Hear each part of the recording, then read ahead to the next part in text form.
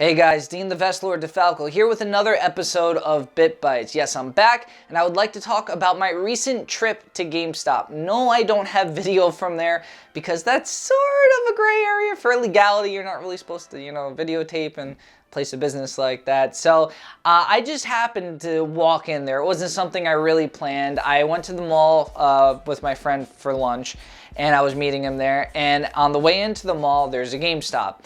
I looked at it and I said, I heard all these things about the Circle of Life scheme that they're doing, and I figured, I haven't been to GameStop in a good while. Let me walk in when I'm done with lunch, and, we'll see what's going on there. We'll see if, the tellers act any different or anything, whatever.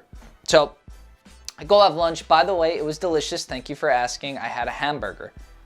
It was from McDonald's, and it was full of the worst ingredients known to man. But it was lunch, so I ate it. When I was done with lunch, I went back downstairs, and I went to this GameStop. I went inside the GameStop, and I was looking around for some games. I figured, if I didn't really find anything, I wouldn't really go out of my way to buy something. I didn't care that much if I found anything, and I didn't really know what to expect from the whole experience anyway, because again, everything could be normal just like it was 5 years ago, and people could be blowing things out of proportion. But I wouldn't be making this video if it was that way. So, I did happen to find something kind of cool, which I'll show you guys. I happened to find the limited edition for World of Final Fantasy. This is just the box. I have the case here, actually, it's pretty cool. It is just a hard case. With some cool graphics on it and everything, nothing really crazy. It's got a art book on the inside, which I thought was neat. The only shitty thing is it's attached to the inside of the case, so I kind of got to be a little careful with it, because the binding is literally the case itself, which kind of sucks. There's some download codes that I don't know if anyone used, which I'm thinking about trying. Let's see what we got here, because this is actually the first time I've opened the case since I got it. There is, I thought there was a download code in here. Actually, I don't think there is. It's just, yeah, no, it's just stuff. There's DLC codes, actually. There's day one DLC where you get Littlekin Sephiroth, a white Chocobo Mirage, a Glow Moogle Barrage, and a red Bonnet Berry Mirage. I don't know what any of that means. But yeah, maybe I'll go ahead and try that when I actually get around to playing the game. So the reason I bought this, because there was actually a reason that, I just said I haven't played it yet, so, you guys might be thinking, well, why the hell did you buy it? It's been $60 online after it went off, the Amazon Prime thing, so I didn't really want to spend $60 on the game, because that's a lot for a game I'm not going to get around to right away. I got a lot of stuff I'm playing right now, which you'll hear about in future episodes, but yeah, I couldn't really force myself to spend that much. So when I was in GameStop, I was looking around for this and a couple other games, and I found this one first, and I thought the limited edition with the hardcover would be cool, and you get the little art book and stuff that I could stare at. 35 bucks, and that's used, before you get the power-up rewards or whatever the hell they're calling it now. When I was a kid, it was Edge Card. So before the Edge Card discount, you got it would be $3.50 off that, so we're talking 32 and change. So not bad. That's basically half of what I would have paid for it new. And I saw the disc. It's in pretty good shape, so whatever. I'll take it. So I go up to the gentleman and I ask him for the game. Now I should have known at this point that this should have been a red flag, because he asked me, do you have Final Fantasy 15? Now at this point, I just ordered Final Fantasy 15. And I was like, no, I don't have it. I didn't physically have it. So I, played dumb. I figured I'd see where this take me. And he said, oh man, you should pick that up as well. It's $60, but it's a great game. It's got all these awesome ratings and stuff. Nah, I'm good. Oh, you sure, man? It's super awesome. And I was like, I didn't even beat what I just purchased. I'm getting this right now, which is apparently a pretty long game. So, I was surprised that he was trying to push another game on top of me, but I was like, nah, I'm good. It's cool. I don't really remember doing that too often. I remember recommending stuff to people hey, if you like this game in the future, you can always pick up so-and-so. Like, I remember a big one back in the day was, you know, if someone like Blue Dragon, they might like Lost Odyssey back when I worked retail at a game store. Going on with the story, you know, the next thing was we get to the reserves and the subscriptions and blah, blah, blah. So, you know, he's asking me about all these games I want to reserve. Do I want to reserve Kingdom Hearts? Do I want to reserve Horizon Galaxy? And like, he went through 5 or 6 titles and he waited for me to say yes or no at the end of each one, which, as you can imagine, took a long time because he explained every single game to me, which, great, you know, I'm happy you're thorough in describing the games to me. But after I said no the first 2 or 3 times, you could have been like, is there anything you want to reserve? Not just keep going down the freaking list. So, you know, it's like, oh, no, God, stop. Okay, so I told him, no, there's nothing I want. I don't want to reserve anything. I just like to pick up the game. So he scans my Edge card, whatever the hell, Power-Ups card, and he says, it's going to expire in 4 months. Would you like to renew it now? It's 4 months away. Why would I want to do that? Thanks for keeping me up to date on when that's going to expire, but again, resounding no. And, you know, again, he wouldn't take no for an answer. He's like, well, what if you forget, blah, blah, blah. You know, your membership could lapse, and then you won't get the magazine.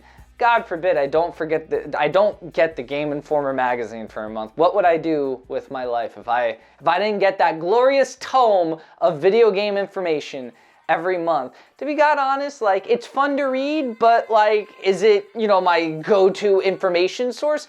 No, because a magazine only comes once a month and it's not reliable to come on the same date. I can go to Kotaku or somewhere like that, or Geekade.com. Remember to check us out every day for new content. Shameless plug, sorry. But yeah, I could go to any website and they'll have that stuff on the spot rather than having to wait for, you know, the entire month to go by and then get the information. So, you know, I obviously said, no, I don't need to re-up my subscription 4 months ahead of time. And he's like, yeah, but you'd save $3 on it today already. And I was like, I'm gonna save the $3 anyway because it's not expired. So, you know, I wasn't as sarcastic as I am now, but this was all happening in my head. Like, is this guy for real?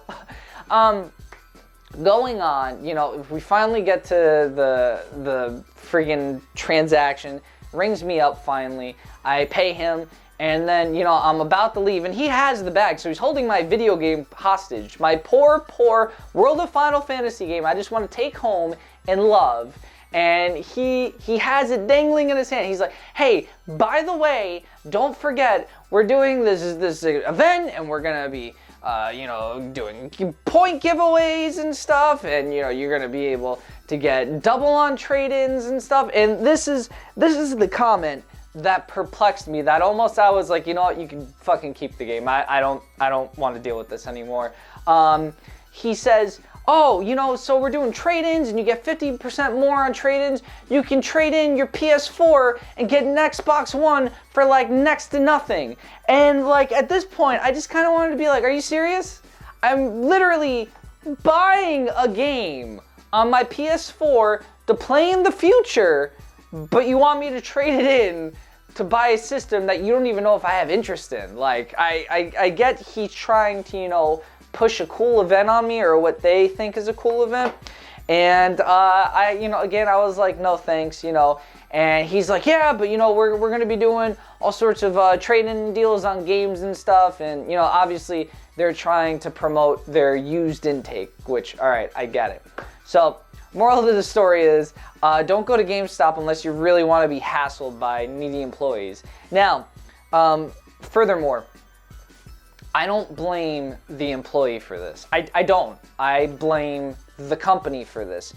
Because, as you probably read, if you've been keeping up on the Circle of Life bullshit, is that they're threatening these poor guys' jobs. And I'll tell you what, I was a part of enough corporate retail companies where I could tell you that happens. You know, if you don't do what the company wants you to do, they'll fire you and get someone else to do it. So at the end of the day, as sorry and brainwashed as this dude was, he's just in it for a paycheck, man. He's just trying to make a living. And I'm sure he was a manager because he was there alone. They don't let part-time kids just hang out on the floor alone.